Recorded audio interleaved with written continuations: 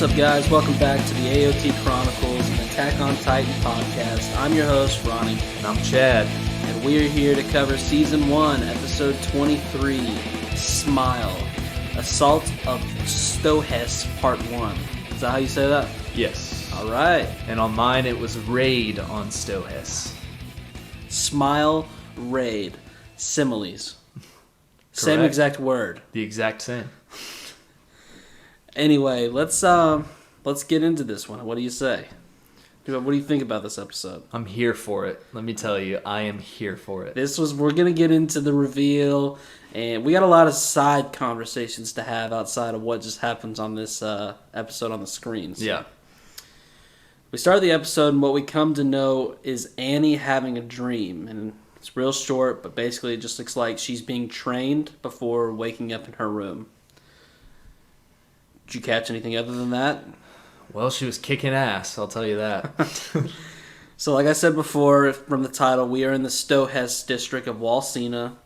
A couple of guys are talking about this boy who is being escorted along with a scout regiment into the capital, also known as Aaron. Jaeger. And one of these guys must have been at Aaron's trial because he mentions that surely Aaron will get dissected this time. Yeah. I mean, that's just really what people want out here in Walsina. They just can't wait for people to be dissected. Another wall priest or believer, whatever these guys are. Wall enthusiast. Yeah, that's certainly a way to say it. He's shouting about not defiling the walls any further, and that while Maria, Rose, and Cena are goddesses. Hey, buddy, it's a wall. Yeah, this guy's worshiping a wall. I mean, oh, man. And one guy who's like just kind of to the side watching this person lose his mind says something about how, these guys are still around, which was kind of interesting because a while ago in an episode they had mentioned that after one of the attacks, the wall cult is kind of what I think it is more than a religion, that they gathered more people, but it makes me wonder if the wall enthusiasts are less common inside of Walsina. Yeah, I think so. And, dude, if I was in this world of Attack on Titan, I'll just go ahead and say this. I would be what Aaron is to Titans, how he wants to kill all Titans. That's how I would be with these wall enthusiast guys. Does Aaron want to kill all the Titans? Well, we kind of alluded. Well, he does. You know how I found out? Oh, how did you find out? We got us an email. Oh, Catherine, we're getting to you. Thanks for the email. All right. Yeah, it's just, I guess, the wall enthusiasts, that's poor man thinking. So people inside Walsina, there's not as many of those just walking around. We go to the military police branch where we see Annie dressed and coming downstairs. And she gets just shit on by her fellow colleagues as if she's not even there. They tell her that she's been slacking and that she's antisocial. I mean, when she woke up, she looked like she had a terrible night. Right. Something really had her sleeping on the wrong side of the bed, that's for sure. Yeah. One guy defends her, though, saying she's probably having a hard time because she's the only one here who's seen action. And, we keep singing the same old song, but once again, it's just crazy that so many of these military police and none of them have seen the Titan. Yeah, they're all these other people were from other districts. He's like, listen, she just got back from Tross not long ago. You don't know what she's been through. I think this guy's got a little bit of a crush. I don't blame him. Oh, you're into Annie, huh? I mean, she's got that nose that... Yeah, by God does she have that nose. She reminds me of... I can't remember her name. The girl on Hunter x Hunter. Is it just her? Is it her bright personality that draws you to her? Her personality and the way she kicks ass, Aaron's ass. There you go. Sits on top of him in training. So all these police members gather around, and an officer who, in my opinion, looks extremely hungover. He walks out. He looks like he's got some bedhead going on. He tells them that their job is to escort the scout regiment through the streets once they reach Walsina. And he also mentions the ODMs are temporarily approved while completing this task. Okay. So some guy, he's got a bowl cut. He asks what they're really protecting them from. Yeah, his name is Marlo. We're going to go ahead and say his name. I don't think they've mentioned... Have they mentioned it? Yeah, they mentioned it this episode, okay. But... we'll just say it's Marlo. I mentioned it later on, but this first time, he didn't deserve to be called his name. He deserved to be labeled by his haircut, which is indeed a bowl cut. Okay, well... Thanks for stepping all over that. Well, do we want to call him bowl cut or Marlo? I'm down for either. Well, let's just see where the podcast takes us. Okay. Quit trying to put labels on everything. This is exactly why all your girlfriends run away. Okay. So anyway, guy with a bowl cut asks what they are really protecting them from, since he doesn't know of anyone defying the orders from the royal government. That, mostly they only get petty crime. And Officer Hungover Harry really doesn't like answering questions. So instead, he just gives the details straight to Mr. Bullcut and says the officers are too busy to deal with this anyway. Just don't screw up. Wow, you seem serious. Here you go, then. And as he proceeds to walk back into a room with other officers, it looks like they're all just boozing and playing some cards. It's like 3 in the afternoon. It's just typical of what we've heard of the military police, just dicking around, not doing shit. Yeah, and that's exactly what this next scene is. They cut to a courtyard where the same group is gathered, and a member of the military police, which we come to know, her name is Hitch. She's just talking like you're saying the military police is more corrupt than even she thought, but at the same time, she reveals that that's exactly why she joined. Yeah. Just being straight up. I love it. Interesting technique. She's just bummed because the rookies have to do all the work, is how she feels. And like you had to just go out there and step all over it. Marlo. Mr. Bullcut, his name is actually Marlo. He's disgusted, and because he joined the police so he could make it a better organization. Lame. Loser. Gosh. He isn't trash like they are. Yeah. Teacher's pet in class, I'm sure, and now, Yeah, this guy's the one that says, hey, you forgot to get us to turn in our homework. He's that guy. He's trying to be honorable, but at the same time wanted to be safe and honorable inside the walls. You gotta join the scouts if you're gonna really make a difference. But listen, he's a good guy. I respect him. I'm gonna be honorable. I'm gonna join the Nazis. Yeah, his plan is just to climb to the top and fix the injustices, which I can't be too mad at.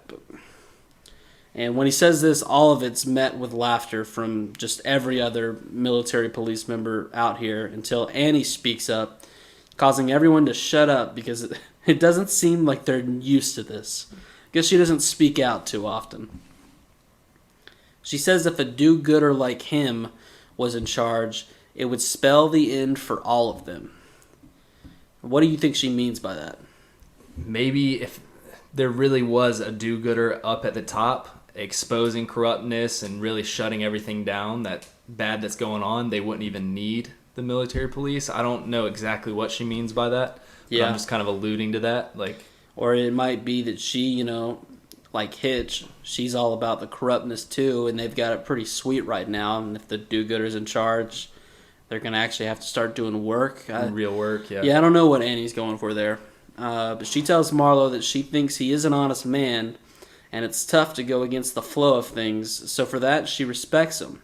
And while she's saying all this, she's thinking about our good old buddy Aaron, because that's a very similar way that you could talk about him. Just in the back of her mind. And then she goes on to say, this all seems like a compliment until she hits you with that type of person is a fool. This is like a Levi compliment here. That is a Levi line for sure. As they begin marching out, Marlo sees officers selling military police equipment to the black market.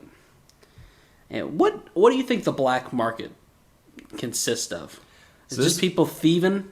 People thieving, and I think, not really a spoiler. We're gonna go ahead and say it. The OVA, how Levi and his buddies, they got a hold of the ODM gear, kind of thieves like them. I don't know. Yeah, it's just, the only really black market thing we have experience with thus far is the people that were basically trying to sell Mikasa, basically slave trading, or Mikasa and her mom, and I guess those kind of guys with like the military police equipment. Yeah, I'm sure it goes for a high price on the black market.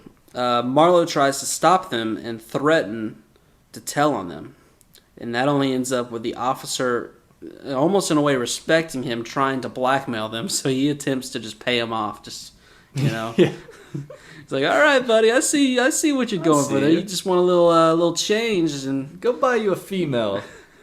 But that just makes Marlowe even more mad. So he doubles down, which results in him receiving an absolute beatdown. He got errand. And he's rescued, though, by Annie, who stops the person from hitting him, and then he's taken up for by Hitch, who kind of comes up and says, sorry about him. We've got it under control. You guys, go take care of business. She kind of points to a crowd of people that kind of starts to gather to see what's going on. And, the officers kind of just go on their way. They say, don't let this happen again, and on they go. Marlowe's still pretty heated, though. He attempts to grab his gun, and he's not even stopped, but Annie just says that if he intends to make the dishonest pay for their injustices, she's not opposed to helping him. And I don't know if it's what she said or if he had, a second thought, but some way, somehow, it makes him think twice about grabbing the gun because he kind of stops. Mm-hmm.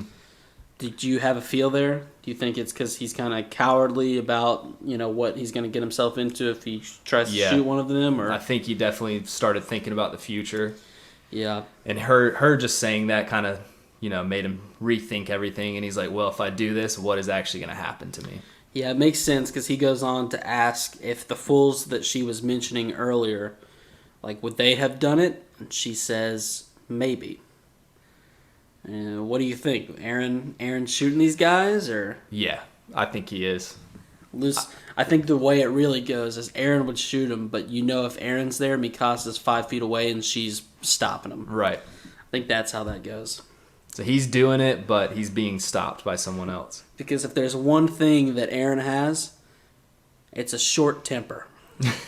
Doesn't take long for that thing to get going. Aaron? And I'm not even sure he sees clearly when he does. He's just doing things. I will say that this little scene right here, it brought respect to me. This is when I was like, all right, I'm not going to call him Bowl Cut.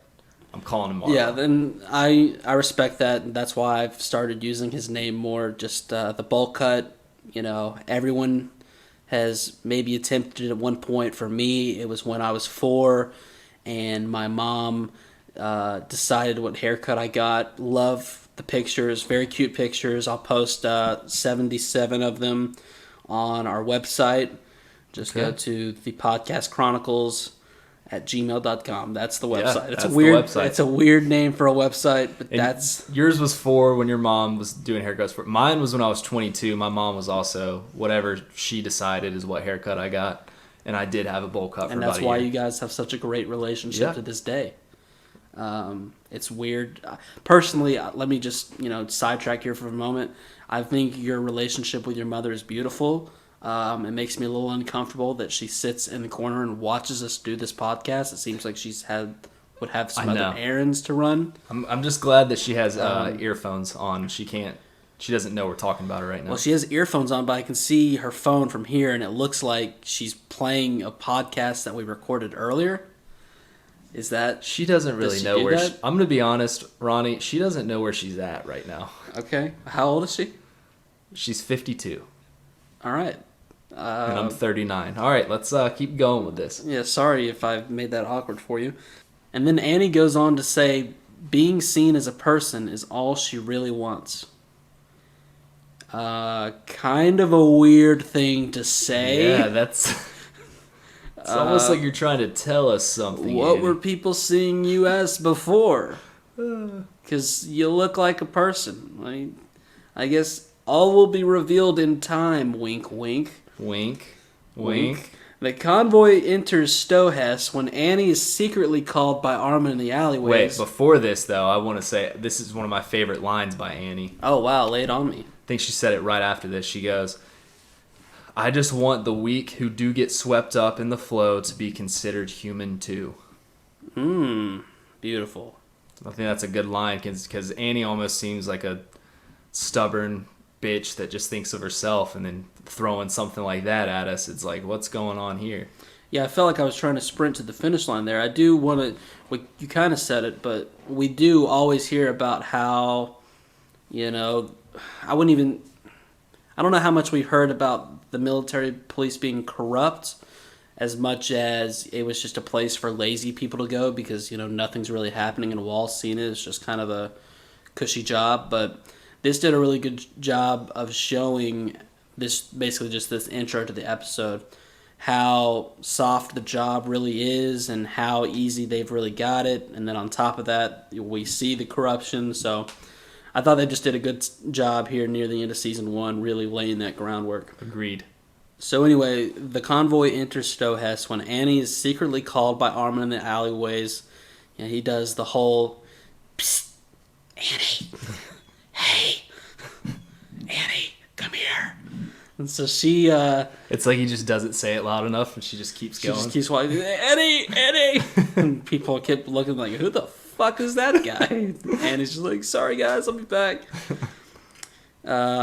And after he does that, we reach the calling card, which happens to do with the military police. We get some numbers and stuff. They have approximately 2,000 members total, but the garrison regiment is under MP's supervision, making the number of actual troops about 5,000 strong.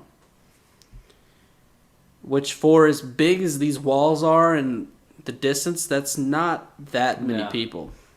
It's really not. They've got around 200 members that are stationed in each fortified city. And I'm assuming fortified city, you take that as the ones that they put on like the outsides of the walls to, force Titans there. Or, like Shinganshina. And Trost. I believe Trost is one of those as well, right?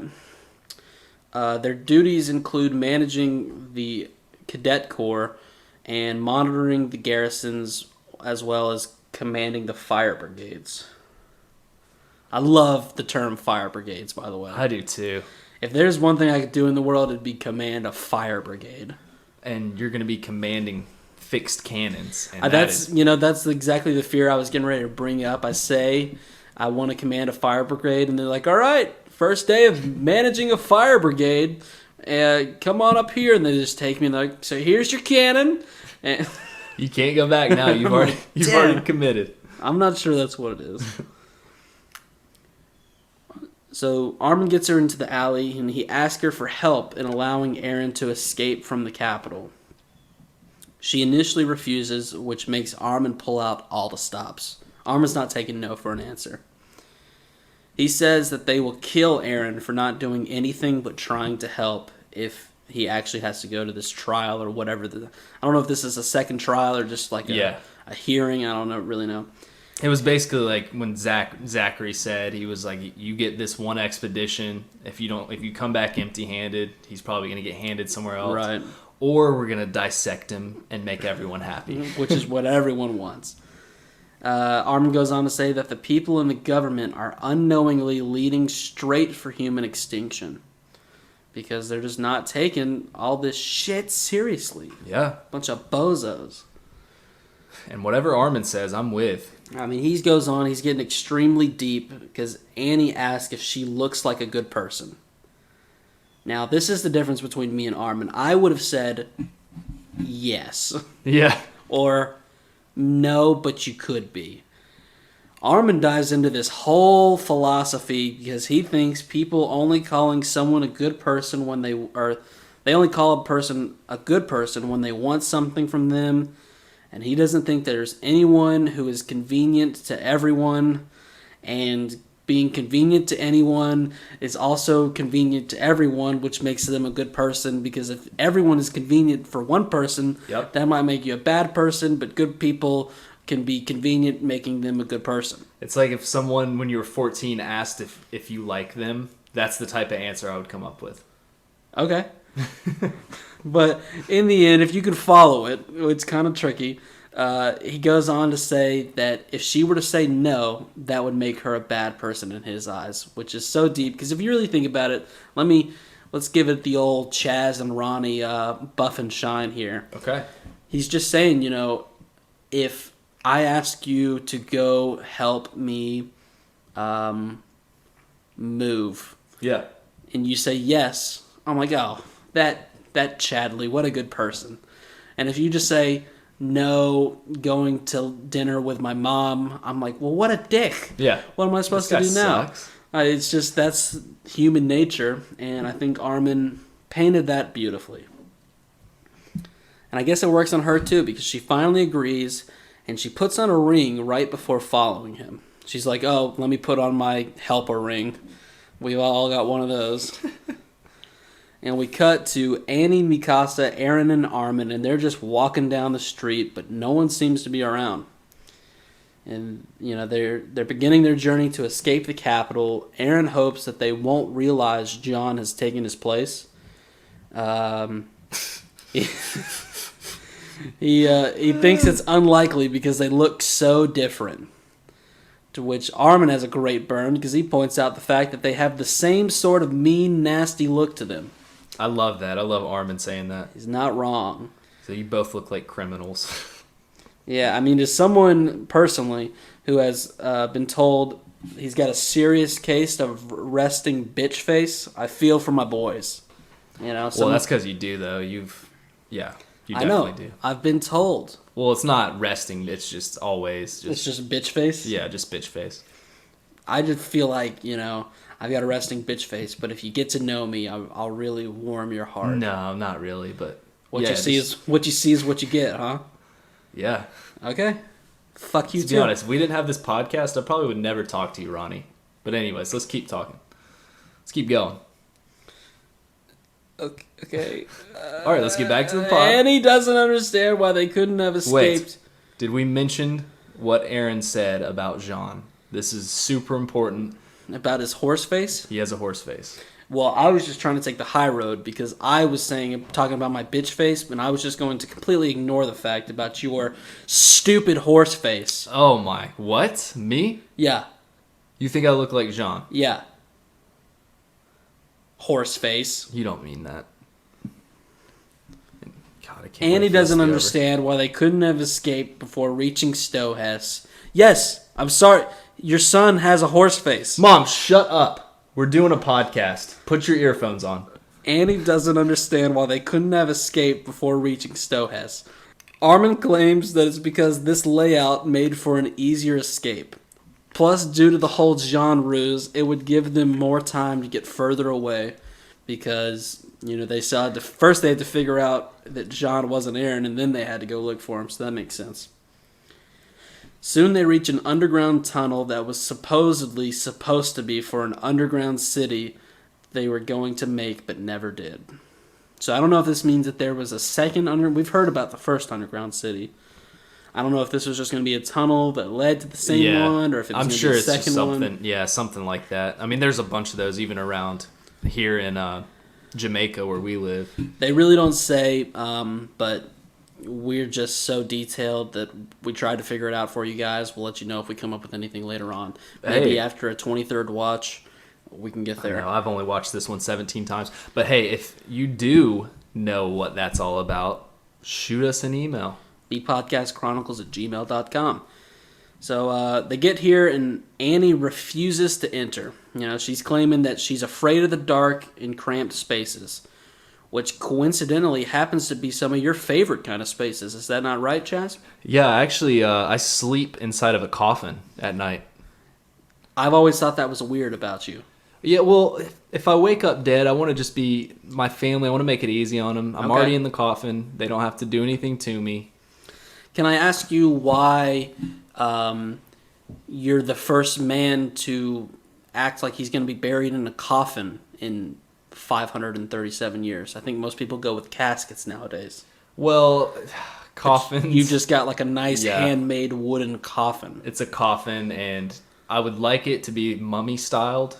Wrap me up in toilet paper or something. I feel like that's more aesthetic. But all right, let's dig deep into this. So you're telling me you go to sleep in a coffin because you want, if you die in your sleep, to already be in the coffin, but yet you want to be rolled mummy style. So if I find you, you're dead. Yep. You're already in a coffin, but now I got to pull you out to wrap you like a mummy and then put you back in the coffin. Yeah, put me back in it.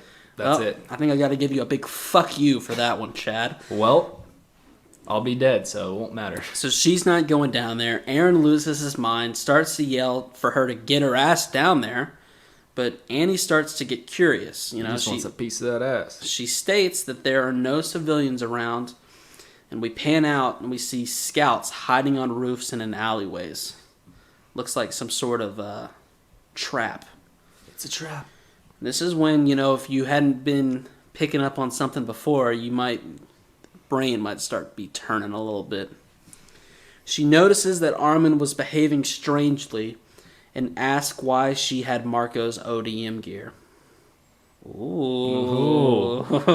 Armin, he science asked man. If it was her who killed the captured Titans, which names were? Sonny and Bean. She answers by not really answering, but at the same time totally answering. That makes sense, right? Yes, you totally. know exactly what I mean when I say that? Yeah. I thought you might. You know, she asked why Armin did not stop her then, and Armin replies that it's because he didn't want to believe it. Nice guy. But he also wonders why she did not kill him during the last expedition, saying that letting him live back then is what led to her current situation. To which she says, you know, that's a really good point. And she kept thinking, you know, why did I let him live? Why did I let him live? She can't seem to come up with an answer, which, you know, I think says something about Annie. But Aaron begs Annie to prove them wrong by just following them. At this point, they're desperate. You know, they don't want to believe what's happening is happening. Yeah. They're just saying, you know, we've got the entire evidence book pointing right at you. But if you just walk down here, we'll let bygones be bygones and we'll just be cool. Armin's already said, why didn't you kill me on the expedition? But just come on down. She's like, I don't know. I remember where we were at. I saw that tree. I was totally there. But they're still just like, okay, but just come down here and everything's cool. At this point, Mikasa is totally bored by these boys bitching and, you know, crying. So she takes out her swords and says she's ready to carve her up again, the female Titan. Just a badass line. Annie, knowing her identity is exposed, laughs sadistically because that's what bad people do who get figured out. Yep, light Yagami. She tells Armin that he won his bet on believing that she was a good person, but states that her bet has just begun as she tries to bite her finger.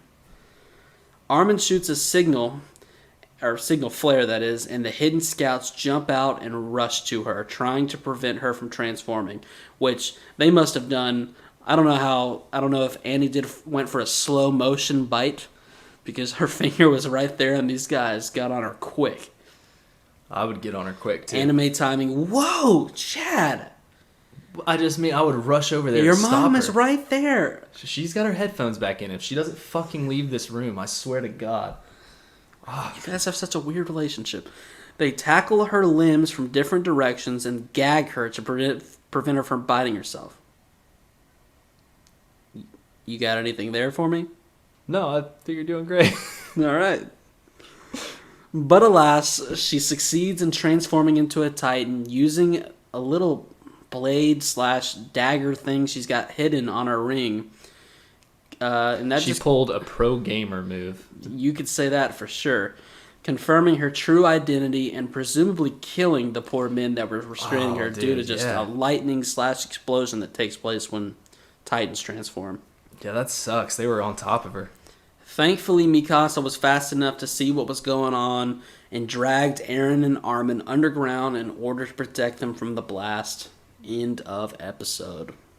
Yeah, that whole last scene was just very well done. Well, let's get into this. All right, take me through your thoughts. We couldn't talk about it because we're in no spoiler cast. From the first time you saw the female Titan, Armin says there's a person in there. Did you just take me through the process of when you either guessed that this was Annie or who you thought it was going to be instead of Annie? What were you thinking?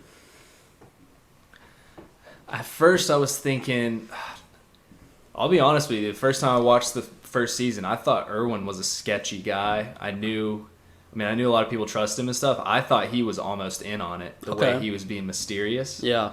So I didn't know, exactly who it was. I feel like the first time I really confirmed that it was probably Annie was the start of this episode when it begins with Annie. Okay. Waking up, and you can tell she's had a terrible night. So that the beginning of this episode? Yep. I knew then it was like, oh, she might be it. The fact that they're showing her right now.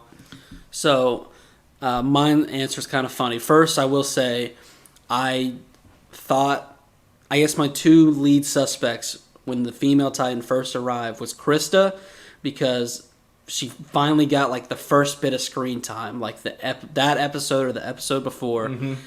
And you'll probably about this, but I've always been hugely skeptical of Armin's parents' situation. Yeah. Just they always bring up the fact that they just left and never came back and didn't really say what they were trying to go do and things like that. And I just noticed, the Titans got kind of an Armin hairdo. Yep. Let Armin live. But then when you really look at it, it's like she looks just like Annie. Yeah, she's got the nose for sure. Yeah. And so with that being said, I also threw out, because, you watched this before me, you kind of asked, and I said, or Annie. And then, honestly, it kind of went to the back of my mind that the episodes went on so long, I kind of stopped worrying about who was inside of it.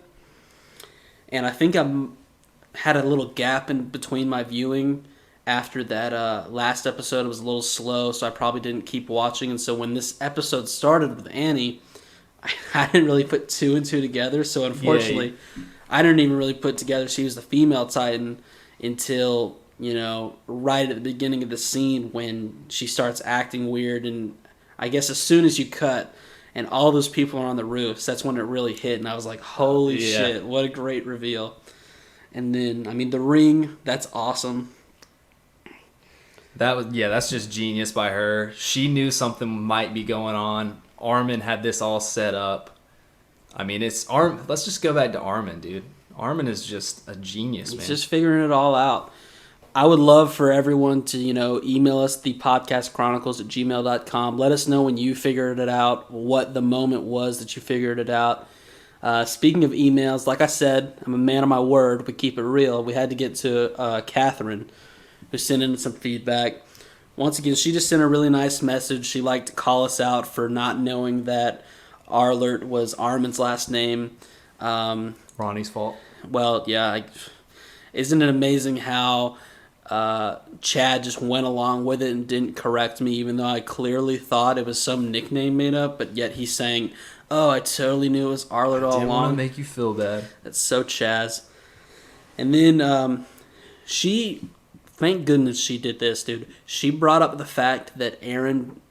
Because she could tell we were confused. That's why I respect that she brought it up so much. She pointed out the fact that Aaron does indeed want to kill all the Titans. Dude. What makes... Now that you know that for sure, how do you feel? It just completely changes my whole mindset on the show, now that I know that. It's almost a spoiler. I know. Catherine, we're watching you. Be careful with that. But no, thanks again. Like I said, very nice email. She brought up the fact that she wants to see more anime reviews. Can't even talk near the end of this thing. Couldn't talk in the middle of it. Couldn't talk in the beginning of it. Mom, he's trying to stop moving your hands like that. Dude, you gotta stop bringing her over here. And like we said before, we'd love to do that eventually. Right now we're focusing on Attack on Titan, but too early is never too early to start sending some suggestions anime, on what non-anime. You guys want to hear. We're down for anything. Yeah. If there's anything we like to call ourselves, it's a couple of well-rounded guys who just like all forms of entertainment. Well-rounded, yeah. I'm about 350 pounds, so that's what they call me. 4'9". Fuck 4'9". Is that what you said there? Anyway, once again, thanks for listening, guys. We'll be back. 2 more episodes. The penultimate. I can't say it. The penultimate episode of season 1. 24 and 25 coming right up. I've been Ronnie. And I've been Chazed. Peace.